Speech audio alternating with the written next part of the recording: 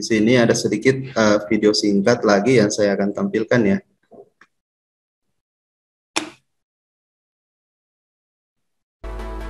Mari kita lihat pengertian.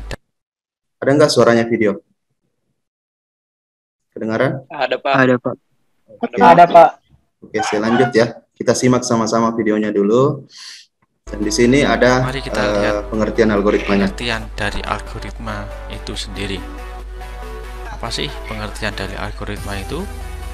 Pengertiannya adalah langkah-langkah atau instruksi pada komputer yang dimana dimulai dari input, lalu dilanjutkan dengan proses, lalu terakhir akan menghasilkan sebuah output.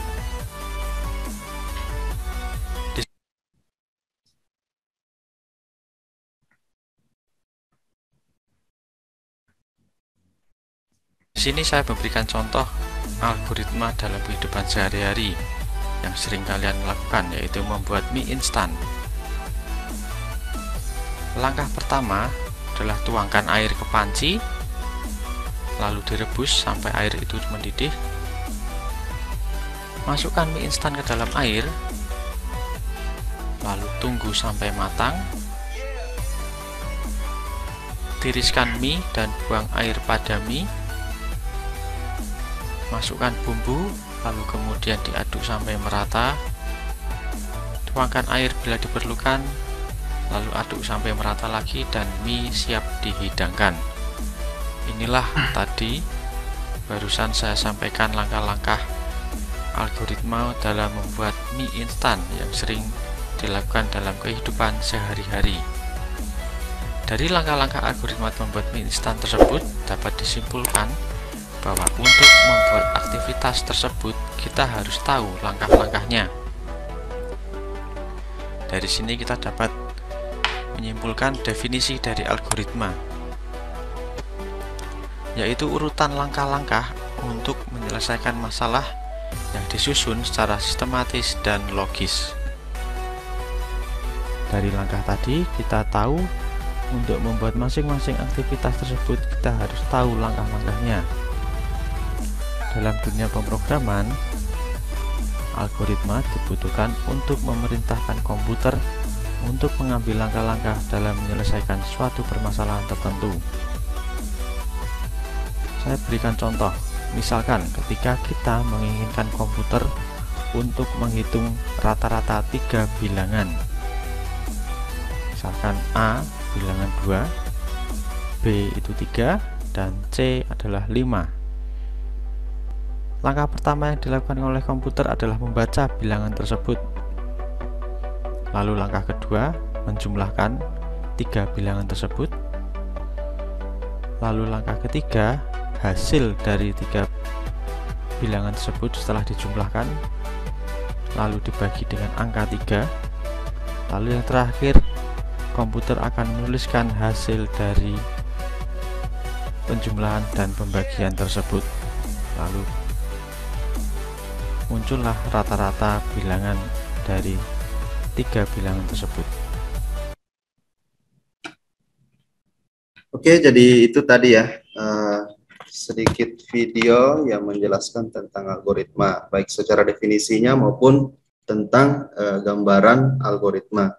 Tadi contoh di dalam video itu adalah menyusun algoritma dalam membuat mie instan ya.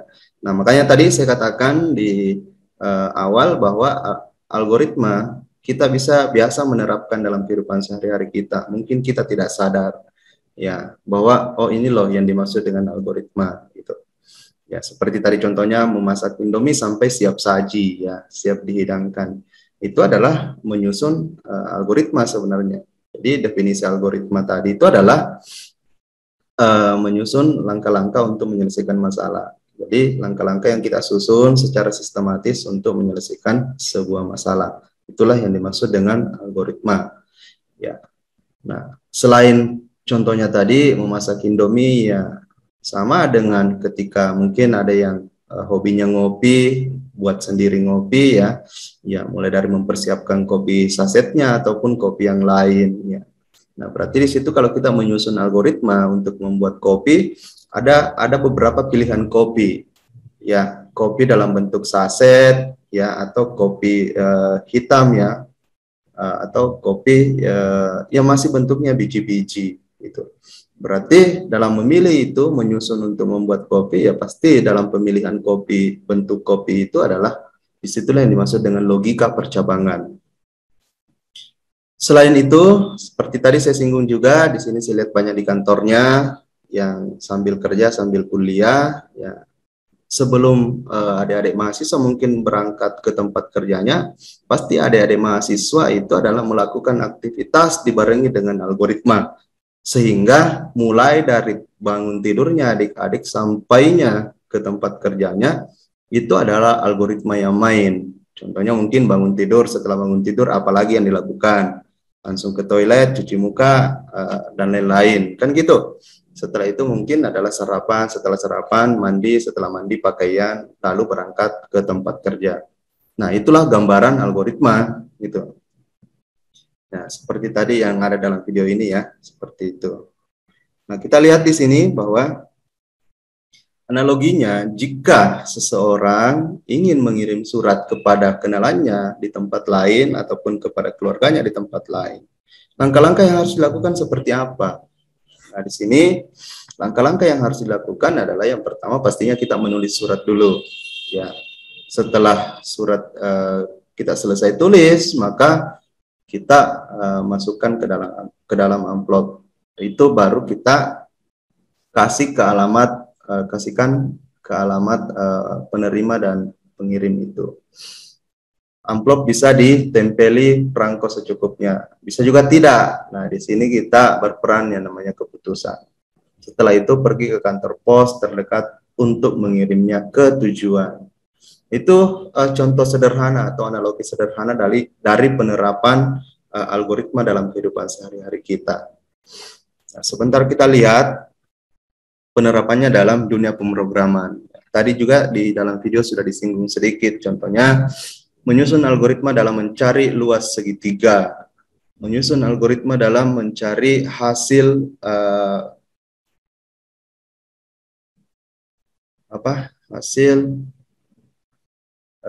perhitungan luas persegi panjang. Jadi itu semua adalah butuh algoritma untuk menyelesaikan hal tersebut.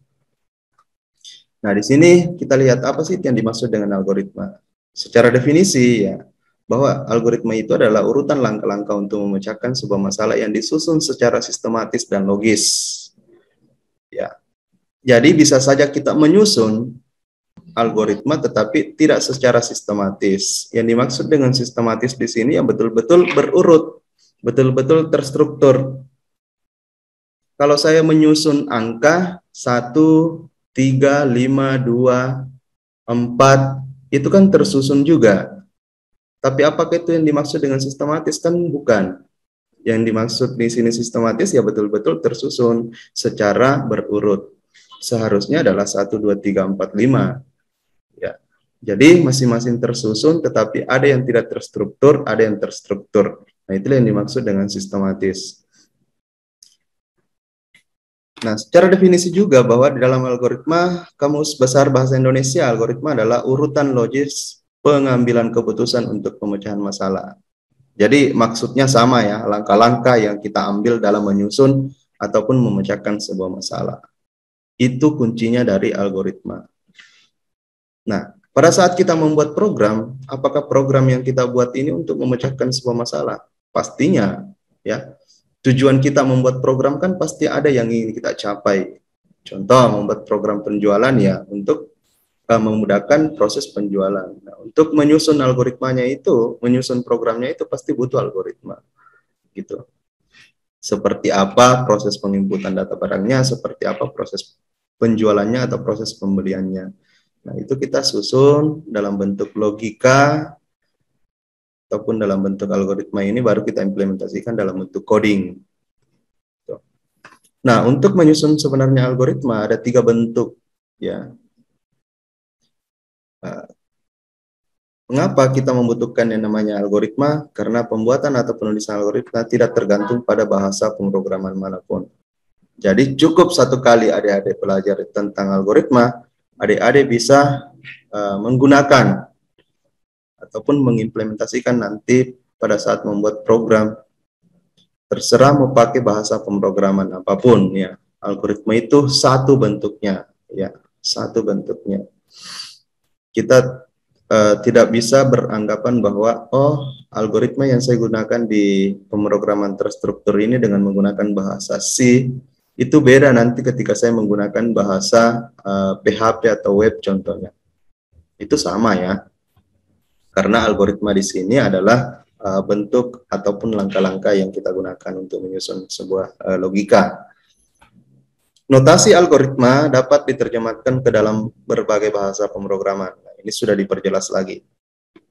Apapun bahasa pemrogramannya, output yang akan dikeluarkan sama karena algoritmanya pun sama. Nah, gitu ya. Contohnya kita membuat program mencari luas persegi panjang di C. Kita buat lagi program mencari luas persegi panjang dengan menggunakan Pascal, itu algoritmanya sama, ya langkah-langkahnya sama, cuma bahasa pemrogramannya yang beda. Gitu. Outputnya pun pasti akan sama ya, karena rumus yang kita gunakan sama ceritanya. Ya. Cari luas persegi panjang kan panjang kali lebar. Gitu. Nah itu untuk algoritma. Terus apa sih syarat algoritma yang baik gitu? Nah, di sini kita lihat bahwa syarat algoritma yang baik itu yang pertama harus tingkat kepercayaannya tinggi. Harus hasil yang diperoleh itu dari proses harusnya berakurasi, ya, berakurasi tinggi dan benar.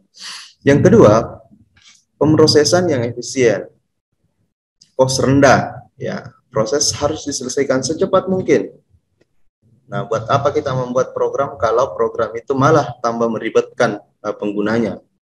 Nah, tujuan kita membuat program kan untuk memudahkan pekerjaan, membantu manusia untuk menyelesaikan pekerjaan. Yang dulunya kita melakukan proses transaksi penjualan dengan menggunakan bentuk manual atau konvensional, di mana jualan-jualan kita tulis dalam satu lembaran kertas. Nah, sekarang kita buat dalam bentuk program. Nah, tentunya untuk membuat programnya itu harus menggunakan algoritma yang baik, khususnya pemrosesan yang efisien. Sifatnya general, maksudnya di sini adalah bukan sesuatu yang hanya untuk menyelesaikan satu kasus saja, tetapi dalam skop yang besar ataupun yang luas. Selanjutnya itu adalah bisa dikembangkan. Jadi pada saat kita menyusun algoritma, kita harus berpikir jangka panjang. Ya, kira-kira kalau saya menyusun algoritma untuk penjualan ini dengan menggunakan konsep seperti ini, besok ada lagi tambahan item barang seperti apa ya perkembangannya. Nah, itu sudah kita pikirkan pada saat kita menyusun algoritmanya. Supaya apa? Nanti mudah dikembangkan itu program. Nah, nanti adik-adik bisa dapatkan lagi di pemrograman berorientasi objek, ya. Kalau yang ini. Selanjutnya yaitu adalah algoritma yang baik dan benar itu mudah dimengerti.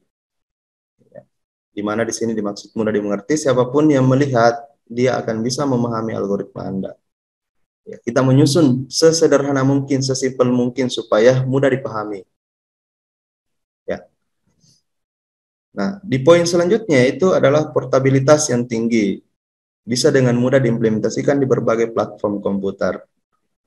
Nah, ini platform bahasa pemrograman ataupun platform komputer. Nah, di sini ada precise ya, tepat, betul, dan teliti. Jadi ya bukan lagi algoritma namanya kalau tidak tepat, ya, khususnya dalam penyusunannya, seperti yang saya maksud tadi, harus sistematis, harus terstruktur, gitu, dan harus ada ketelitian di dalamnya. Di poin selanjutnya ada efektivitas, ya, tidak boleh ada instruksi yang tidak mungkin dikerjakan oleh pemrosesan, ya, pada saat dalam lingkup proses yang akan menjalankannya. Harus terminate. Ya, jalannya algoritma harus ada kriteria berhenti, ya, ada break, gitu. Nah, pada saat kriteria berhenti di sini, nilai algoritma atau nilai logika yang bisa kita berikan adalah nilai balik. Supaya apa? Supaya pada saat sudah di ujung ya, di ujung algoritma itu bisa kembali lagi ke awal ketika ingin kita mengulangi. Ya, seperti yang tadi yang saya analogikan dalam kehidupan sehari-hari kita, ya adik-adik berangkat kerja pasti algoritmanya tersusun. Setiap hari pasti adik-adik seperti itu. Ya, hari ini mulai dari bangun tidur, mandi, sarapan, pakaian, berangkat kerja. Besoknya pun seperti itu. Bangun, mandi, makan, pakaian, berangkat kerja. Artinya itu berulang-ulang algoritma itu. Tapi di ujung ada breaknya, baru kita berikan nilai balik namanya. Poin selanjutnya itu adalah output yang dihasilkan tepat. Ini sudah pasti ya. Harus, karena itu tujuan kita menyusun algoritma. Selain dari aksesnya cepat, hasilnya pun akurat dan tepat. Nah, itu ciri atau tanda-tanda algoritma yang baik ataupun benar. Di sini langkah pembuatan program ya. Jadi setelah menyusun algoritmanya, kita masuk dalam pembuatan programnya. Yang pertama, bagaimana mendefinisikan sebuah masalah dulu. Kita harus menentukan dulu masalah apa. Maksudnya program apa yang ingin kita buat. Contohnya tadi program mencari luas persegi. Ya berarti kita harus mengetahui dulu kondisi awalnya. Kondisi awalnya ya minimal mungkin apa sih yang kita hitung untuk mencari luas persegi itu atau mencari luas persegi panjang itu. Kita harus analisis kondisi awalnya. Terus yang kedua, kondisi akhirnya. Ya, seperti apa yang kita inginkan. Output yang kita inginkan adalah luas. Nah, data-data lain ataupun data-data pendukung yang tersedia atau yang kita butuhkan. Terus operator yang tersedia. Pastinya di sini adalah operator perkalian, karena rumusnya untuk mencari luas persegi ataupun persegi panjang itu adalah perkalian ya. Baru ada hasil yang kita dapatkan. Di bagian E atau di poin E ini adalah syarat atau kendala yang harus dipenuhi. Syarat atau kendala yang harus dipenuhi ini adalah pendeklarasian variabel, gitu. Ya, harus ada yang kita kalikan. Contohnya P itu kita inisialkan dari panjang ya. Jadi kita membuat variabel P, terus L itu adalah lebar. Terus kita buat lagi satu variabel yang namanya H, itu adalah hasil contohnya. Berarti ada minimal tiga variabel atau 3 syarat yang kita harus penuhi. Nah, di mana 3 variabel itu nanti ada nilainya atau ada value-nya. Contohnya panjang, kita berikan nilai inputnya panjang itu contoh 5, lebarnya adalah 2 gitu. Berarti hasilnya nanti adalah 10. Berarti 5, 2, 10 itu yang dimaksud dengan value atau nilai. Sedangkan tadi panjang P, L, dan H itu adalah variabel. Nah, di sini contoh buat algoritma dan struktur cara penyelesaiannya. Seperti apa? Jika masalahnya kompleks, maka kita harus bagi dalam modul kecil-kecil, ya gitu. Jadi nanti ketika adik-adik sudah menjadi programmer, ya pasti adik-adik menemukanlah masalah yang kompleks. Ya. Ini mungkin pengalaman pribadi yang saya ceritakan kepada adik-adik. Contoh sederhananya saja ketika kita membuat program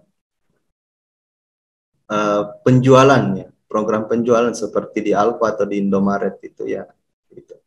Itu kan ada beberapa modul di dalamnya. Ada modul khusus transaksi di depan ketika kita sudah belanja, itu ada modul untuk transaksinya.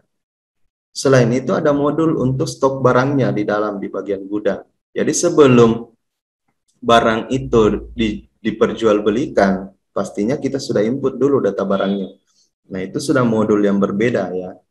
Nah, ketika kita buat sebesar itu, pastinya sudah terbagi modul-modulnya. Ada modul-modul kecil lagi yang kita harus buat.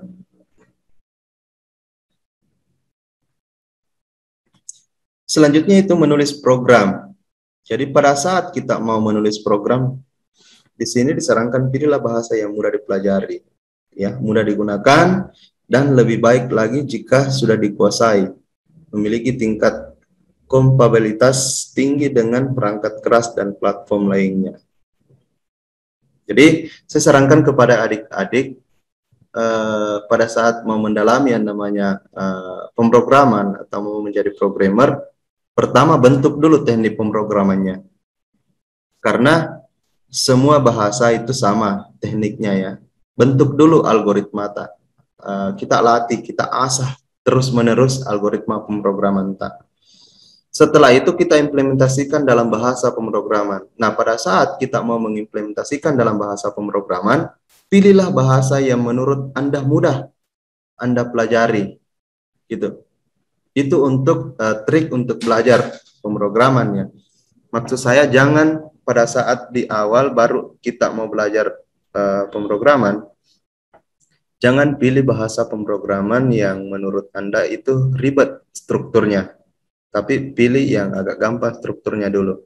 Nanti ketika kita sudah bisa membuat program dengan salah satu bahasa pemrograman itu, kita mudah untuk mengembangkan, artinya mudah untuk mempelajari bahasa pemrograman yang lain. Saya pengalaman pertama pada saat saya latihan membuat program sederhana yang berbasis database, saya menggunakan VB6. Karena itu yang menurut saya itu mudah dan sederhana. Setelah saya bisa menggunakan bahasa itu, bahasa pemrograman VB itu, saya sudah menciptakan beberapa program. Saya pindah lagi ke bahasa yang lain. Saya belajar lagi bahasa Delphi. Nah, pada saat saya belajar bahasa Delphi itu cukup cepat. Kenapa? Karena konsepnya sama, teknik pemrograman kita sama. Artinya sudah terbentuk, saya sudah latihan.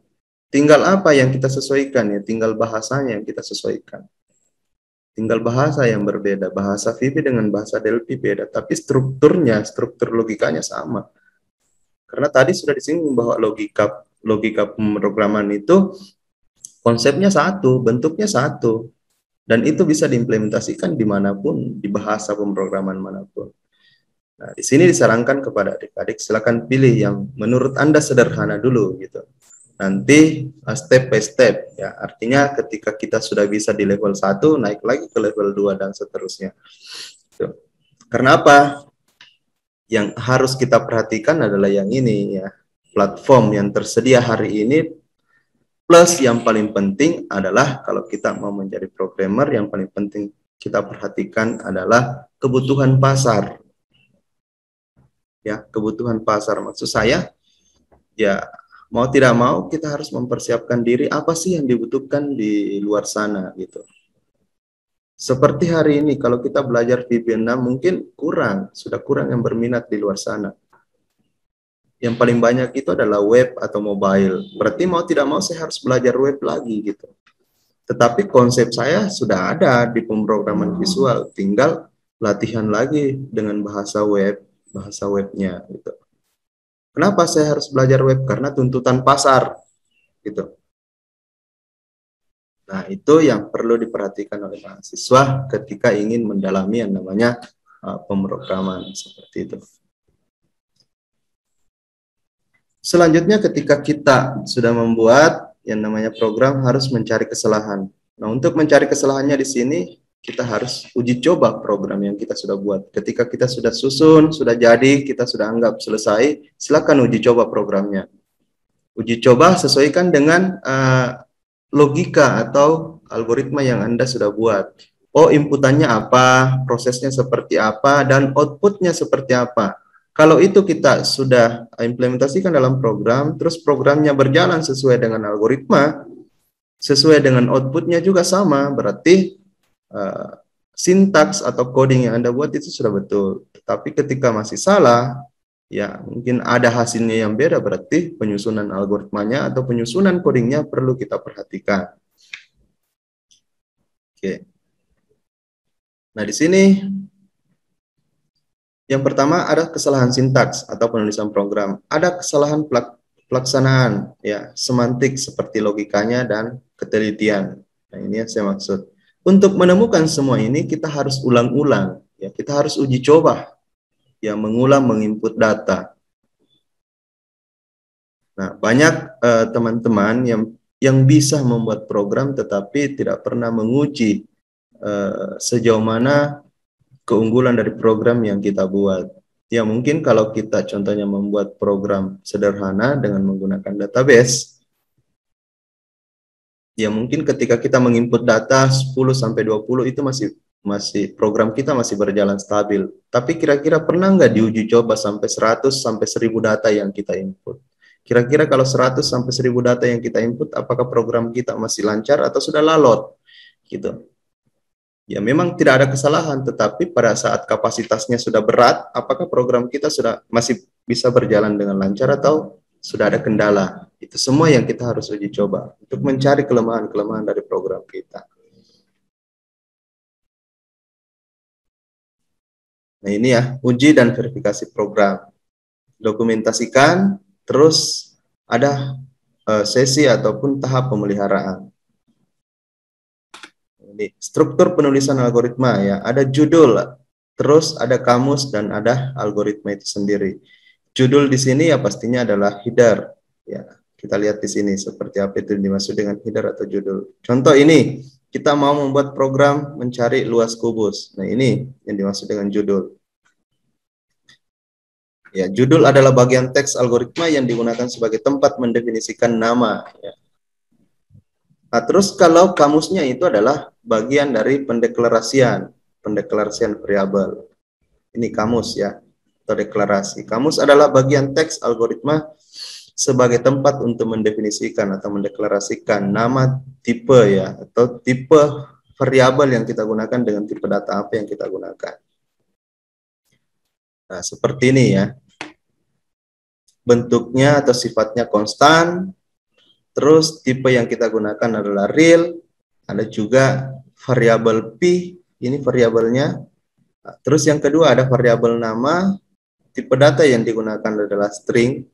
Ini semua adalah kamus ya, atau pendeklarasian variabel. Setelah mendeklarasikan, setelah menyusun kamusnya ya kita susun algoritmanya di sini. Algoritma ya, yang ini. Contohnya tadi adalah mencari luas kubus.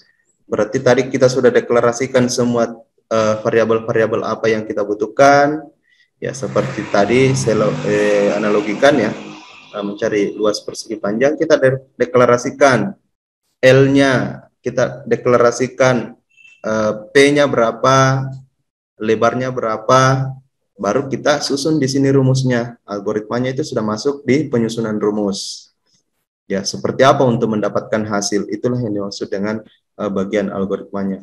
Ini bagian prosesnya, mulai dari input, proses, dan outputnya seperti apa. Itu di bagian algoritma yang akan dieksekusi. Oke. Nah, selanjutnya penyajian algoritmanya ya. Nah, di sini, ini yang saya maksud tadi, untuk menyusun algoritma ada 3 bentuk. Ya, bisa kita susun dalam bentuk bahasa Indonesia. Terus yang kedua dengan pseudocode, kita susun dalam bentuk pseudocode. Dan yang ketiga kita susun dengan flowchart. Ya. Nah, maksudnya di sini yang pertama dalam menyusun dengan bahasa Indonesia, kita narasikan dulu langkah-langkahnya tadi. Ya, seperti tadi di video membuat algoritma memasak Indomie atau membuat mie instan. Dia susun, tapi dengan menggunakan bahasa Indonesia. Pertama, siapkan Indomie contohnya. Yang kedua, masak air. Nomor 3, apalagi nomor 4, apalagi sampai siap disajikan. Itu menyusun dalam bahasa Indonesia. Dari situ kita susun dalam bentuk flowchart, bisa juga kita susun dalam bentuk pseudocode. Pseudocode itu adalah sudah masuk di pengkodean ya, atau di pengkodingan. Seperti apa susunannya, listing kita atau coding kita. Itu bentuk pseudocode-nya. Terus kalau dalam bentuk flowchart itu dalam bentuk simbol. Nah, saya rasa mungkin adik-adik mahasiswa juga sudah dapat dulu pada saat di Alpro ya, flowchart.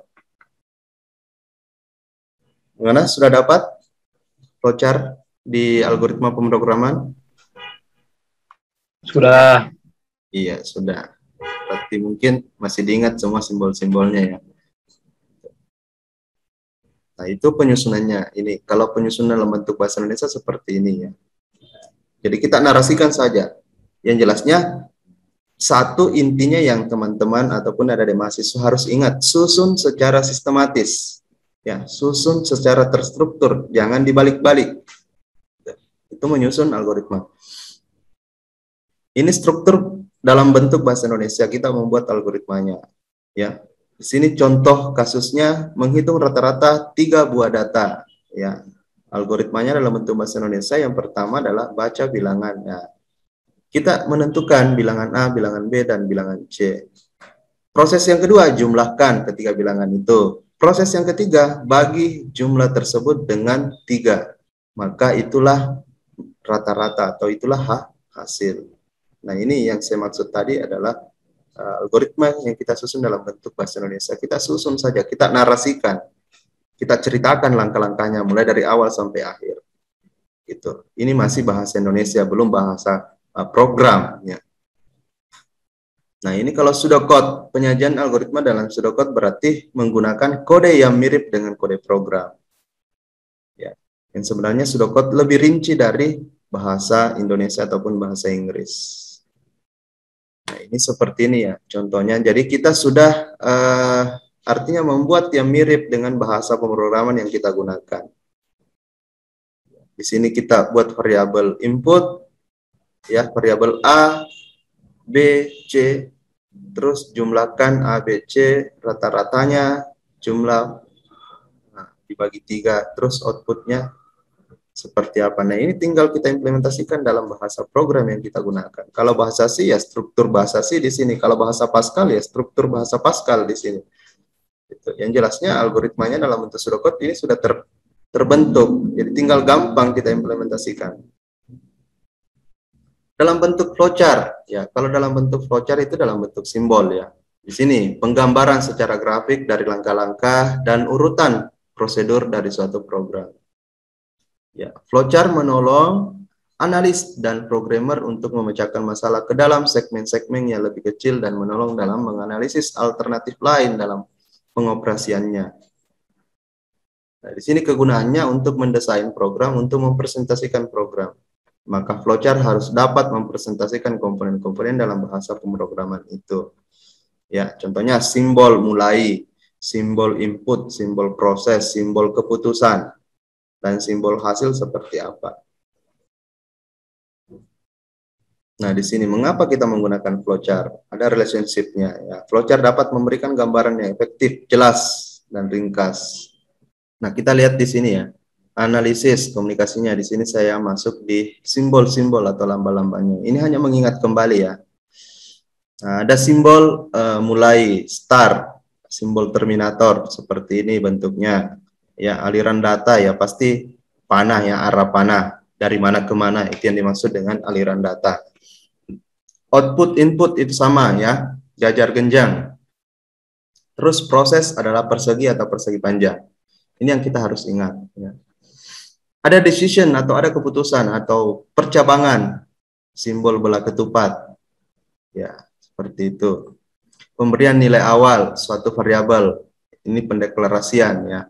Contohnya tadi kalau kita mengimplementasikan dalam mencari luas persegi panjang, kita buat variabel P, kita berikan nilai memang. Berapa panjangnya? Contoh 5. Berarti menggunakan simbol seperti ini. Selanjutnya ada simbol memanggil prosedur fungsi. Ini memanggil dari halaman satu ke halaman yang lainnya atau kelanjutan. Bisa menggunakan simbol seperti ini. Nah, seperti itu. Terus ada konektor. Ini sambungan. Ya, contohnya kita menyusun flowchart. Udah cukup dalam satu lembar. Ya, kita buatkan kode sambungan seperti ini. Ya, sambungannya di mana atau kelanjutannya di mana. Nah, terus untuk struktur pemilihan kalau kita lihat di sini ya prosesnya. For I ini bentuk perulangannya ya. For I, di mana I sama dengan 1 sampai 4. Jadi I ini akan berulang mulai dari 1 sampai 4. Nah, instruksinya untuk perulangannya seperti ini. Ini bentuk perulangan for. Ini pengulangan atau perulangan while ya, do while. Jadi ada selection dulu. Jadi for itu adalah mengeksekusi, for itu gambarannya dia mengeksekusi sudah mengetahui eksekusi pertama sampai batasan eksekusi. Contohnya tadi 1 sampai 4. Nah, tapi kalau do while ibaratnya dia jalan saja dulu, eksekusi saja dulu. Nanti kentara gitu kalau sudah sampai di ujung gitu, terbentur ceritanya gitu. Jadi jalan saja dulu. Nanti kita ketahui apakah jalanannya di depan sana buntu atau belok gitu. Nanti dilihat di sana di depan. Jadi konsepnya dual seperti itu. Jadi jalan saja dulu. Tapi kalau por, sebelum dia jalan dia sudah mengetahui bahwa oh 10 meter di depan ini sudah buntu gitu. Berarti dia hanya bisa jalan 10 meter. Jadi dia sudah mengetahui batasnya sebelum dia eksekusi. Tapi kalau dual dia eksekusi dulu baru dia ketahui oh ternyata sampai di sini paling jalanan ini baru buntu gitu. Nah, itu ibaratnya analoginya seperti itu ya. Repeat until ya, perulangan masih di dalam perulangan di sini. Nah, terus ini contohnya ya, kalau kita mengimplementasikan dalam bentuk algoritma dalam bentuk pseudocode-nya ya, sudah hampir mirip dengan listing atau coding. Algoritma cetak angka, yang pertama kita menyiapkan angka yang ingin dicetak, ya mencetak 1, 2, sampai 8. Deklarasinya K, di mana dia bertipe data integer. Nah, K ini diinisialisasi mulai dari 1 sampai sama dengan 8. Maka di sini K kecil sama dengan 8. Artinya K itu startnya mulai dari 1 sama dengan 8. Nah, posisinya K itu selalu bertambah 1. Berarti hasilnya nanti adalah 1 ditambah 1 sama dengan 2, 2 ditambah 1 sama dengan 3. Berarti 1, 2, 3 sampai 8. Kalau di sini K ditambah 2 berarti K nilai awalnya 1 dan nilai berikutnya berarti 3 karena 1 ditambah 2 berarti 3, 3 ditambah 2 berarti 5 dan seterusnya. Artinya di sini kondisi yang menentukan adalah kondisi yang kita berikan, apakah dia selalu bernilai bertambah 1 atau bertambah 2 ataupun bertambah nilai yang lain, tergantung kita memberikan kondisi di sini. Nah, contoh ini ya ada latihan buat algoritma untuk mengecek suatu bilangan positif atau negatif. Ya, buat algoritmanya untuk menampilkan deretan angka berikut ini. Ya, jadi mungkin teman-teman bisa membuat ya latihan soalnya ini. Jadi ini latihan soalnya. Silakan buat ya, buat di tempatnya masing-masing. Nanti di pertemuan berikutnya kita bahas sama-sama ya. Kita bahas sama-sama. Nah, nanti saya akan tagih satu-satu menampilkan hasil pembuatan algoritmanya. Jadi ini untuk latihan soalnya ini silakan buat saja flowchart-nya saja dulu ya. Dalam bentuk flowchart saja dulu. Silakan buat masing-masing. Nanti di pertemuan berikutnya kita tampilkan tugasnya dari masing-masing mahasiswa. Jadi saya mau mahasiswa aktif ya. Jangan hanya sekedar sebatas mendengar saja terus ya. Sekali-sekali mahasiswa yang menjelaskan gitu. Saya yang mendengarkan. Nah, itu yang saya mau ya. Jadi ini latihan soalnya, silakan teman-teman lihat ya, atau di capture atau di foto atau bisa dicatat. Baru silakan buatkan algoritmanya dalam bentuk flowchart-nya ya. Jadi silakan masing-masing mahasiswa buat, nanti di pertemuan selanjutnya kita bahas satu-satu dari masing-masing mahasiswa, apakah ada mahasiswa lain menggunakan flowchart yang berbeda dengan yang lainnya ya. Nanti kita lihat ya. Kalau seragam sama persis hasil tugasnya berarti ya kemungkinan besar kerja kelompok atau hanya satu yang kerja, yang lainnya tinggal copy paste. Nah, itu ya. Tidak apa-apa kerja kelompok tapi masing-masing dapat ilmunya ya. Masing-masing dapat ilmunya dalam artian masing-masing tahu caranya. Itu tidak apa-apa kita kerja kelompok seperti itu. Tapi kalau kerja kelompok satu yang kerja, yang lainnya hanya ngegosip atau cerita ya, berarti hanya satu yang dapat ilmunya, yang lainnya nonton aja kan gitu. Itu yang kita tidak inginkan. Oke, bagaimana? Sudah dicatat soalnya? Sudah di-capture? Sudah, Pak. Oke. Sudah, Pak. Oke, kalau sudah, saya rasa cukup ya untuk pertemuan kita dulu hari ini. Jadi, dari materi pertama ini adalah pengantar algoritma. Di sini saya bisa katakan bahwa algoritma itu adalah langkah-langkah yang digunakan untuk memecahkan masalah di mana kita susun secara sistematis. Nah, terus bentuk algoritma yang kita bisa gunakan dalam kehidupan sehari-hari kita, baik itu secara nyata maupun secara dunia programmer, itu ada 3 bentuk. Yang pertama adalah kita bisa susun algoritma dalam bahasa Indonesia, bentuk bahasa Indonesia. Yang kedua, bisa disusun dalam bentuk pseudocode. Dan yang ketiga, kita bisa susun dalam bentuk flowchart. Jadi itu mungkin bisa yang saya bisa sampaikan dari kesimpulan materi ini ya untuk hari ini. Jadi ingat, di pertemuan selanjutnya yang kita akan bahas adalah soal yang ini, ya, yang teman-teman mahasiswa sudah kerjakan masing-masing. Nanti kita tampilkan satu-satu ya, sambil dijelaskan dari hasil pengerjaan tugasnya adik-adik.